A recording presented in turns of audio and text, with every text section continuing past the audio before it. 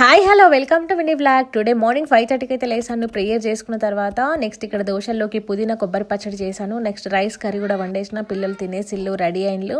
Next చలి చాలా ఉందండి, అందుకోసమే స్వెటర్స్ అయితే వేశాను. నెక్స్ట్ వీళ్ళకి స్నాక్స్లోకి చెరొకటి బింగో అయితే కొనుక్కున్నారు 10 రూపీస్. బస్ కోసం అయితే వెయిట్ చేస్తున్నాము. బస్ అయితే 8-10 మినిట్స్ లోపు వస్తుందండి. చాలా ఎర్లీగా వస్తుంది అండ్ ఈవినింగ్ కూడా లేట్ వస్తుంది. సో బస్ అయితే వచ్చేసిందండి.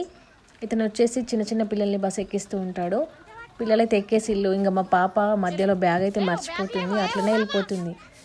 ఇట్రా అమ్మ బ్యాగ్ తీసుకో అంటే మళ్ళీ తీసుకుంది. నెక్స్ట్ ఇక వెళ్ళిపోయిండ్లు.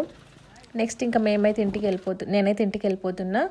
అండ్ మధ్యలో దారిలో ఒక షాప్ వస్తుంది. నాకు ఇష్టమైన టకాటక్ తీసుకుంటాను, అప్పుడప్పుడు తింటాను.